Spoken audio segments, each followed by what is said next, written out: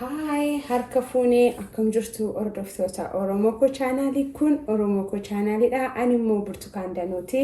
Har'a immoo viidiyoo biraa qabadhee gara keessanitti dhufeera. Viidiyoon koo guyyaa har'aa ittoo killee yookaan immoo ittoo hanqaaquu jechuudha. Isan hojjedhee isinitti agarsiisa. Isa hojjechuudhaaf maal faana barbaachisa? Warrootan as bira kaawwadhee tooraan eegan isinitti himee gara hojii isaatiitti darbaa. Anuma faana tura. Egaa warrooti na barbaachisu as biraa warrumaan kaadheedha isaaniin tooraan isinitti himaa. Jalqaba irratti killeen na barbaachisa. As bira killee qopheeffadheera. Akkuma baay'ina nama barbaaddaniitti baay'isuu dandeessu, xinneessuu dandeessu. Ittoodha waanta ta'eef amma kuni namuma lamaaf kan qopheesse anuma abbaa manaa kootu nyaata jechuudha. Kanaaf ittoo gaafa ta'u xinnoosee yeroo furdatu hin xinnaata. Hanqaaquu keessan baay'ifachuu xinneessuu hin dandeessu jechaadha. As biraa killee na barbaachisa. Lammaffaa irratti timaatimiin na barbaachisa. Qullubbiin ittiin urgeeffachuuf ittiin mi'eeffachuuf na barbaachisa. Qaariyaadha kuni hangatiin manaa hin qabneefini isuma kana godhee isa magariisa yoo qabaattan isuma keenya inni baay'ee mi'aa'a. Yeroo kana manaa hin qabu waanuma manaa qabuun inni isinitti agarsiisaera. Kanaaf qaariyaa kanuma qabdan itti godhachuu dandeessu.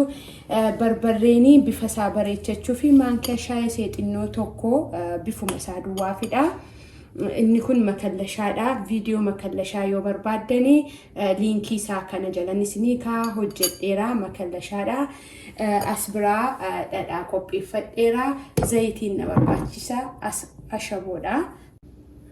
As biraa immoo kunootti shunkurtaa qaba. Shunkurtaan illee na barbaachisa. Isaan kanaaniin ittoo killee hojjedhee isinitti agarsiisa. Yeroo tokko tokko geeddarree killee xabbafannee nyaachuurraa gara ittoo isaa hojjennee nyaachuutti geeddarree yoo nyaanne baay'ee namatti tola.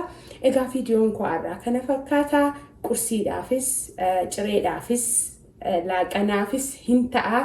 Kanaaf yeroo feetan irratti hojjetattanii gargaaramuu dandeessu. Oromoo Koo chaanaal like, share, subscribe gochuu hin dagatina. Gara hojii isaatiitti darbaa. Anum faana tura.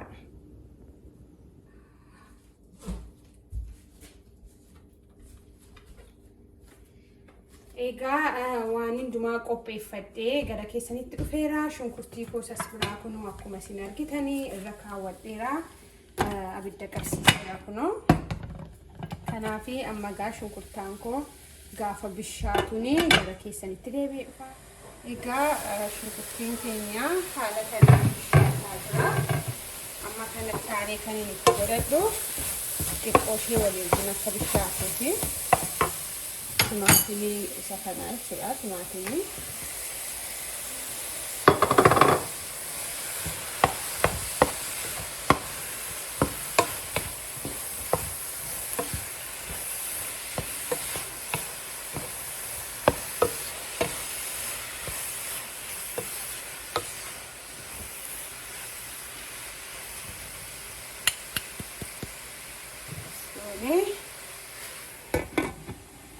egaa qadaaddanni wada xiqqoo ishee yeroo bishaatuuf deebi'een gara keessatti. Kunootti egaa shunkurtaan keenya bifa kana fakkaatuun bishaateera. Akka qaaliitti bishaateera. Amma kanatti aansinee maal goona? Zayitii keenya itti godhannaa jechuudha.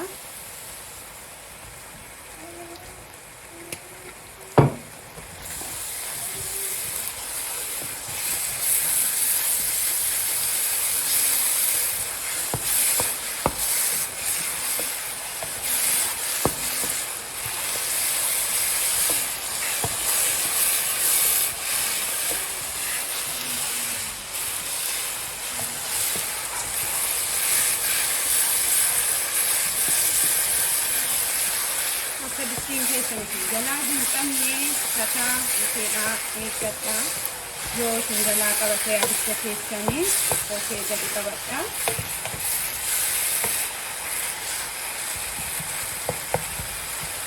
Gaafa zayitiin keenyaa fi shunkurtiin keenya akka bishaatu gara keessanitti deebi'een dhufa.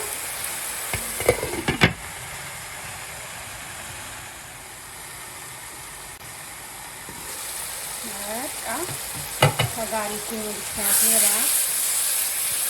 Shunkurtiin keenyaa fi barbarreen keenya jechuudha. Amma kana kaanee barbarree isaan qopheeffadhu jechuudha. Isaan itti godhadha.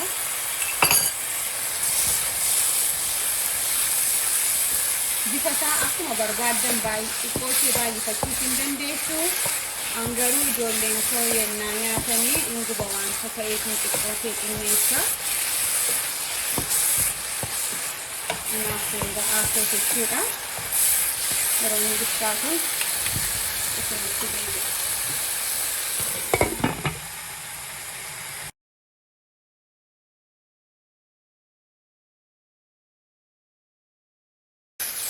Kanaafuu sinnaa bitti godhannaa.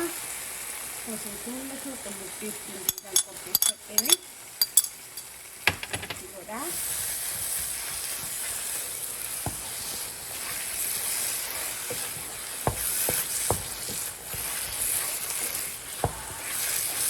Akkuma isinitti yeroo biraa jalqaba irratti wanti nuumneessu waxii keenya yeroo hundumaan dubbadhaa. Isa nuyi shunkurtii, timaatimii, zayitii, barbarree keenya xuruutti isa bisheessinu inni jalqabaa waxii keenya isa dhaqa mi'eessu. Kanaafiyyuu jalqaba irratti xuruutti bisheessaa.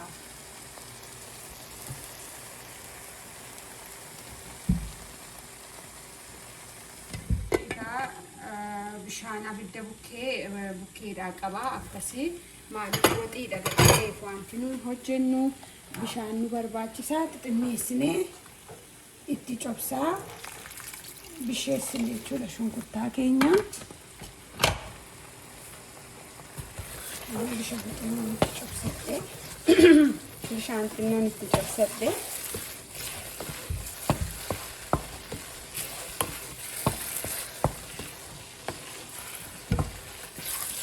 Yoo jallisaa isin jalaa qabuu barbaadesi shunkurtiin keessan akka gaariitti akka bishaatuuf ishee bishaan xinnoo ishee bukkeetti keewwannee itti coccobsaa hojjennaa jechuudha.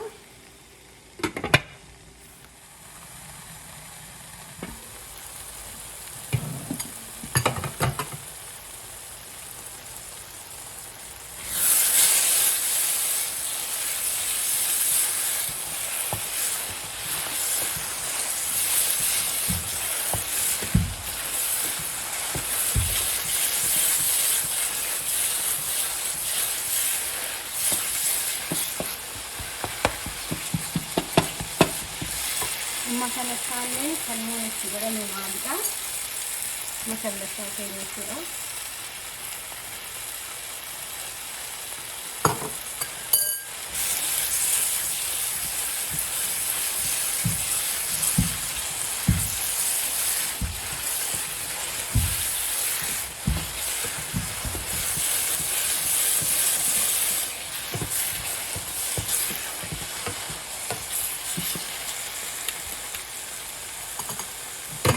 Kayaknya kan semua kami sudah kita kayaknya kan.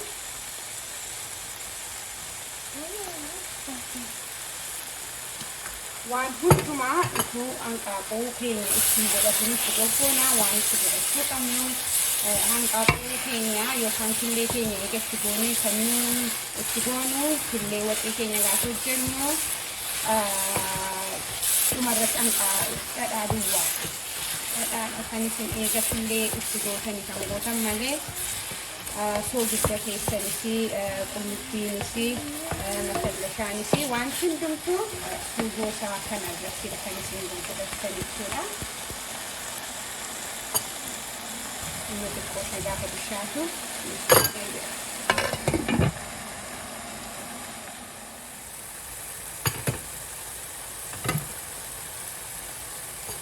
amma kanatti aansuudhaani ana akkuma isinitti dhadhaa asirratti godha.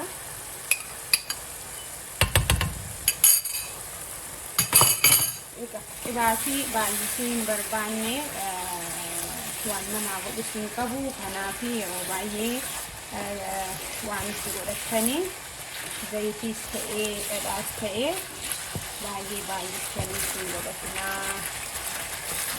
Kanaaf xinneessinee waanuma ittiin mi'eessutti godhachuun baay'ee gaariidha.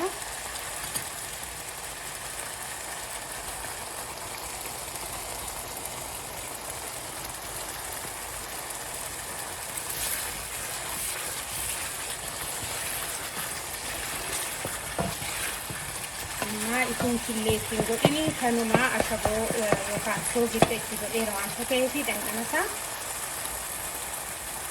asuma biratti ilaallachuun gaariidha. Hankoo xinnoosee hin qabu ittiin dabaladha.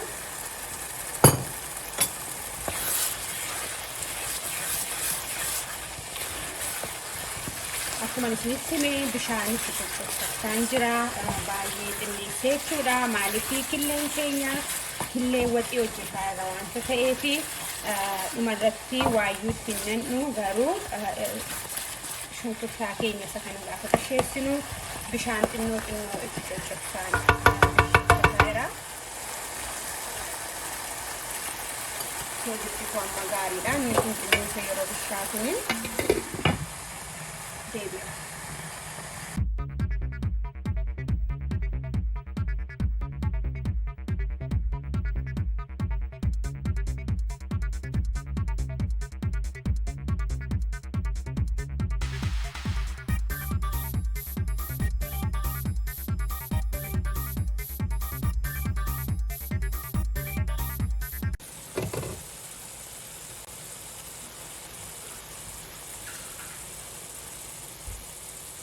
Egaa amma gara dhumaatti geenyeerra jechuudha. Shunkurtiin keenya akka gaariitti bishaateera kunuunsitti mul'ata.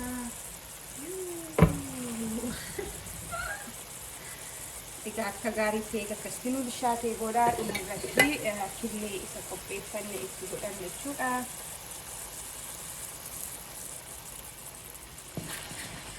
Gaafa kanatti gootanii harka keessan irraan fuudhina akka gaariitti sochoosaa akka inni akka intina waaddii isa hojjennuuti akka inni hin taane harka keessan irraan fuudhina.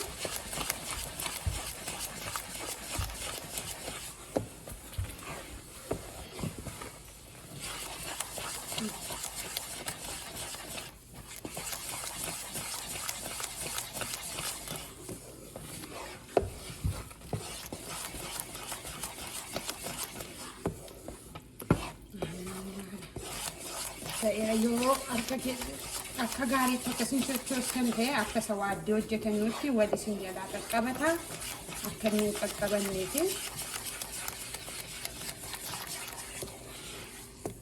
Amma ta'eeraa jechuudha.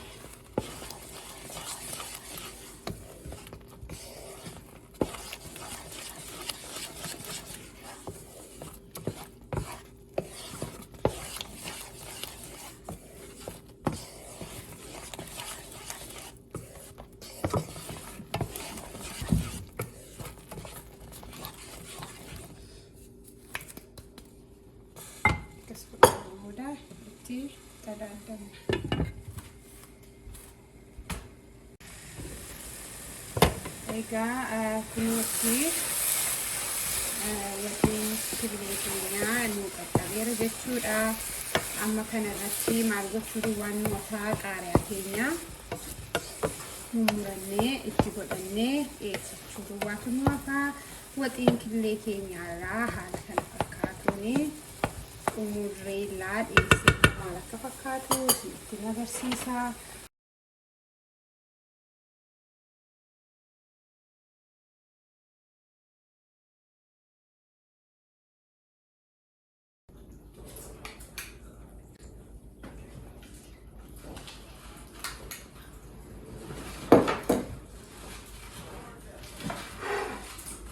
Egaa hojjennee gaaf akkasittiin akkuma isin argitanii bifa isaa geeddarree killeellee waxii isaa goonee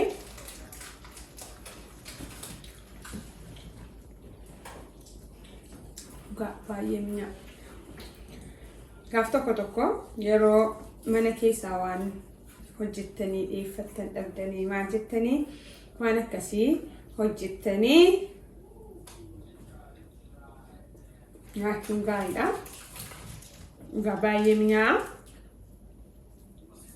Ani gaamma sa'aatiin kun nu bira laaqana waan hojjetu dhabee salphaamatti waan mana keessaa qabu gadi ba'uufis nu bira amma cabbiini baay'ee isinitti himuu hin danda'u. Waanuma mana keessaa qabnu gaaf akka kanatti hojjennee garuu xiyyeeffannee yoo nyaanne isinitti tola kana keessa baatanii waan barbaadan bittanii dhufuurraa soo mana keessa jiru bifa isaa geeddartame haala kanaan itti dhimma ba'anis niin jedha. Torbee dhufummoo viidiyoo biraadhaan amma deebi'ee gara keessanitti dhufutti nagaan naa turaa jechaan nagaas nitti dhaama. Bye bye.